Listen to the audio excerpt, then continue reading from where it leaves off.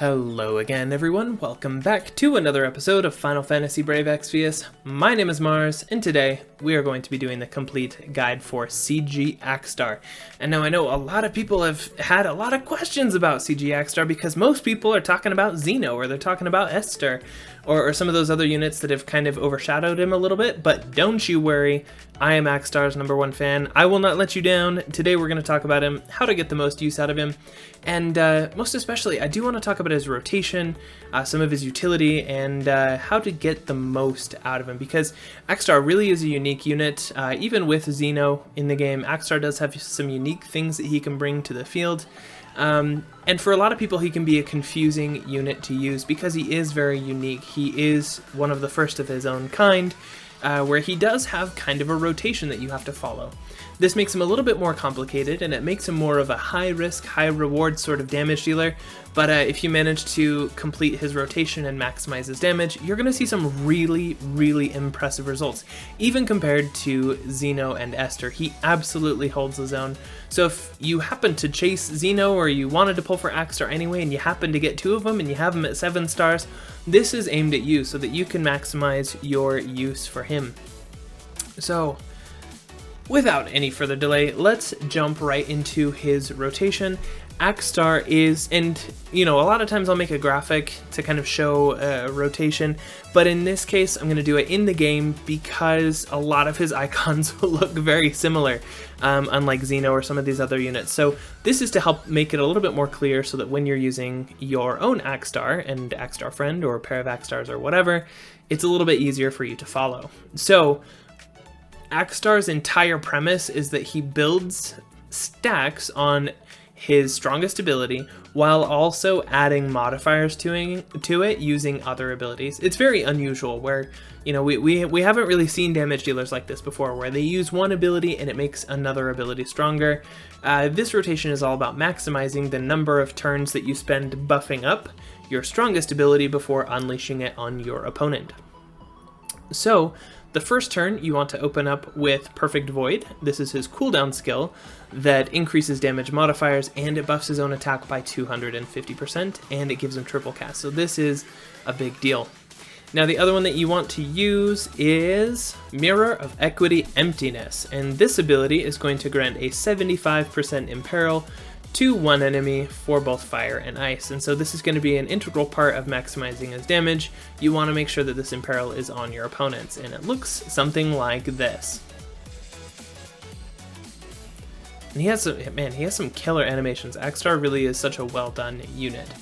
So that was for our first turn. As you can see, we have our 250% attack buff active on Akstar, in addition to an imperil on the dummy that we are facing in here.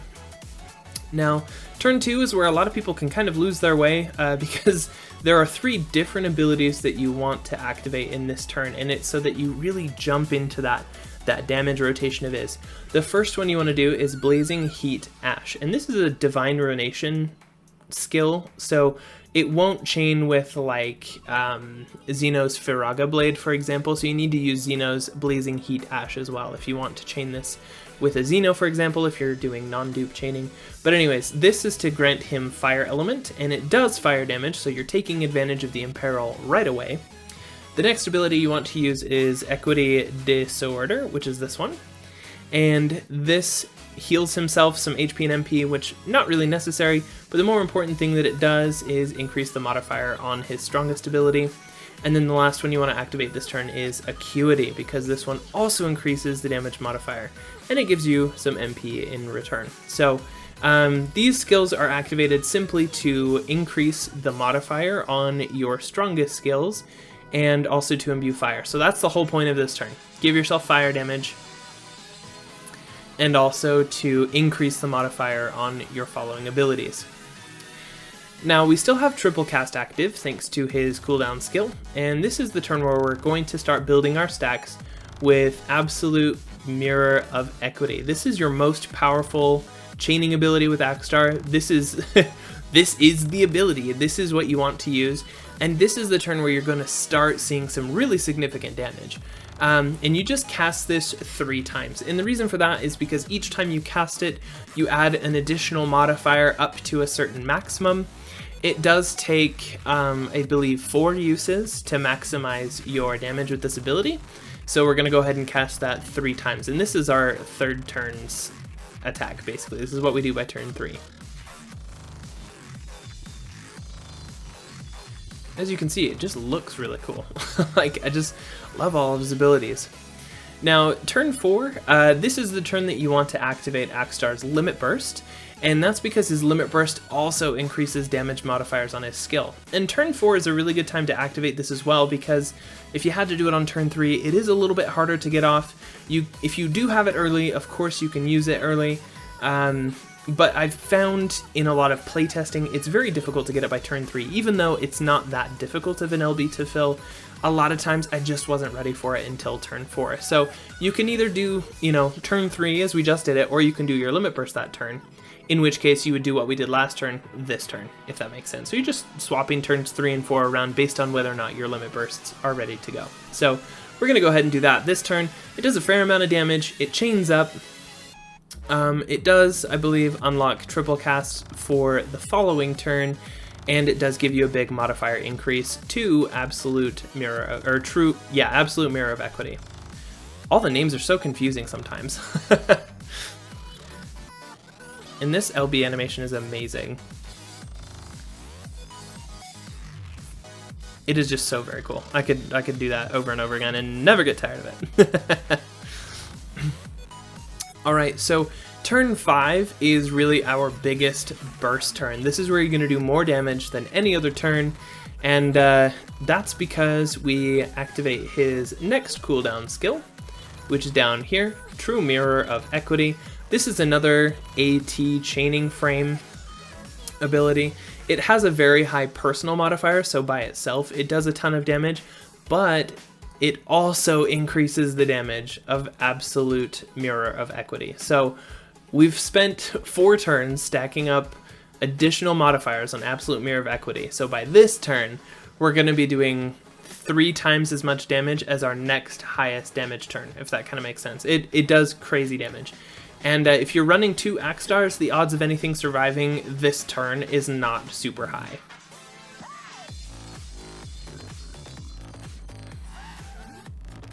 Now, I suppose on a dummy it looks a little bit underwhelming, but we're just learning how to use it. If whatever you were attacking is still alive on the following turn, you should have triple cast available to activate once again, and you can go ahead and, if you have the MP for it. As you can see, he requires a little bit of MP support, because mine has max potted MP, and his MP refresh is not super great.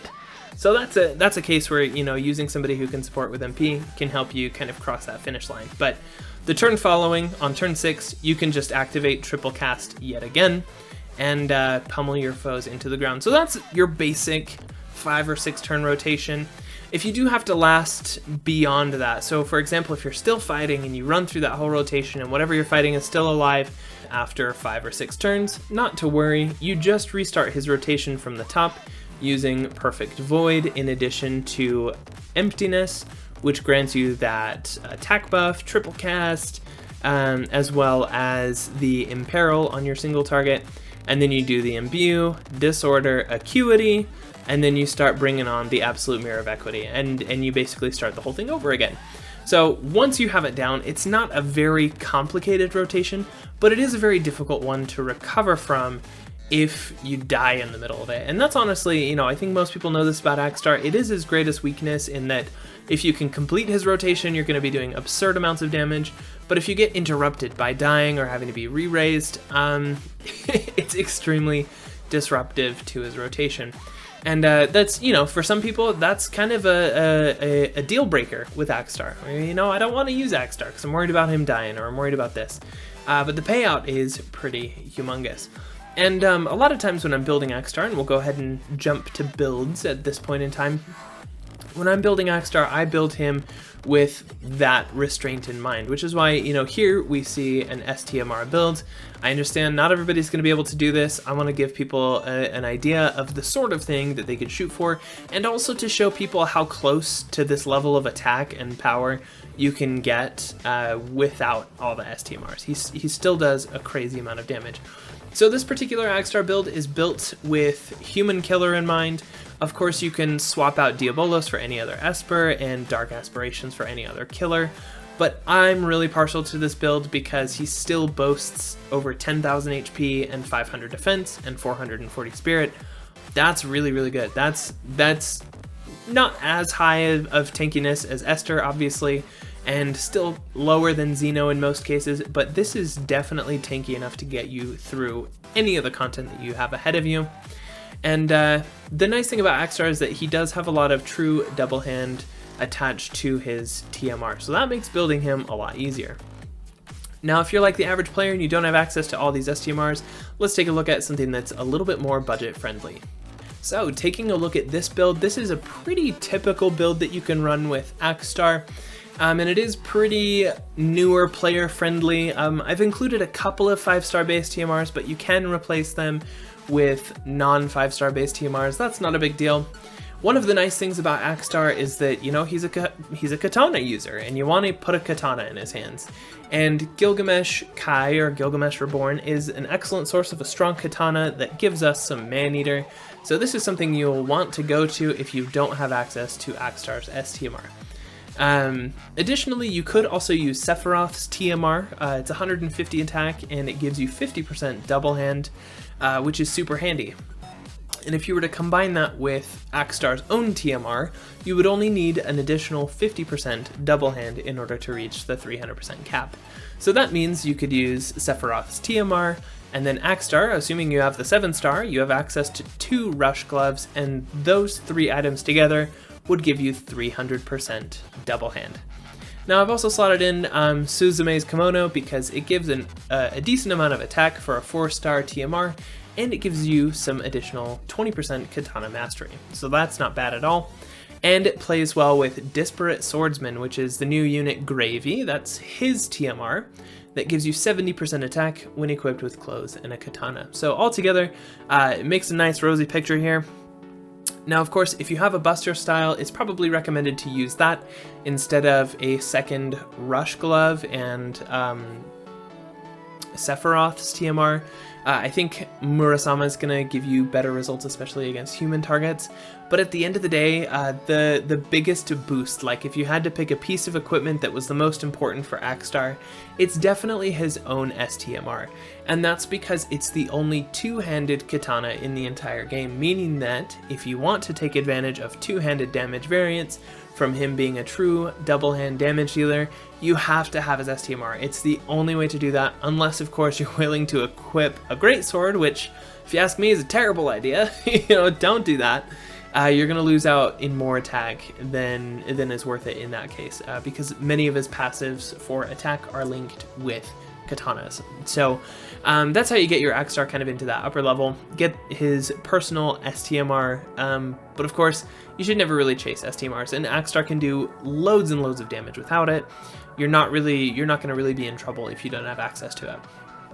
Now, one thing that is super important that I'm going to tell everybody right now, and you need to listen to me. Listen to me now. If you have Akstar and you plan on using him in future content for a long time, you need to run whatever katana you plan on using, run that through Item World. Do it. We have the rare mods for katana coming to us this week in Item World.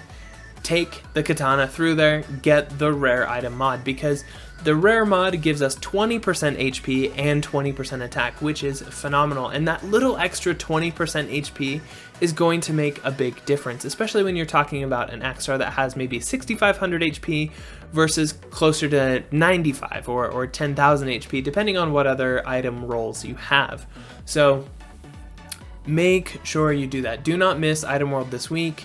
If you need to clear Gilgamesh Kai to get that katana, do it. If you don't have that, use Sephiroth's katana, do that if you have to. If you have Akstar's STMR, run that until you get the rare item mod, because that's gonna help your Akstar stay in the fight. That's probably the most important build tip I can give of anything else, is to run that katana through item world, get that 20% HP. It will help you a ton. Now, a lot of people have asked the question, like, is Akstar really a unit worth pulling for or worth investing in? And honestly, I think he is just as good as Zeno or Esther, because once you reach a certain point in damage, you have more than enough damage to clear the content that we currently have, as well as content that is to come. And that's definitely the case with Akstar. I think with Akstar you get some additional elemental flexibility, which is super handy. Zeno and Esther have some limitations, because, you know, they're locked to fire. Not locked, they're soft locked, meaning that, you know, their kit supports fire and thunder respectively. Akstar has fire and ice at his disposal, and he imperils both of them. So in terms of, you know, Akstar is different enough that he doesn't completely get obliterated by these two other units. Now, I know a lot of people place a lot of value on survivability, which is absolutely something where Akstar is weaker than the others. Akstar is less tanky than Zeno, and even less tankier than Esther, who subclasses as a tank because she's absolutely ridiculous. But that does not mean that Akstar cannot survive, because we have other damage dealers coming down the pipe who are also not as tanky as Esther. In fact, almost no damage dealers will be as tanky as Esther. So, you know, take that as you will. I think Esther's tankiness is really nice in that it allows you to be indiscretionate with the way that you build your party. Like, if you make an accident or an oopsie, like, she's not just going to fall over dead on the battlefield. Units like Akstar and Regina is another example down the line. They're characters who you have to execute your party properly, and if you make mistakes, they're more likely to pay the price for it compared to Esther, and even Zeno to some degree, because Zeno is pretty tanky as well when he is built for it. So overall, is Akstar worth pulling for? If you don't have Zeno and you don't have Esther, I think he's absolutely worth pulling for. You're gonna have to make a decision based on what resources you have available.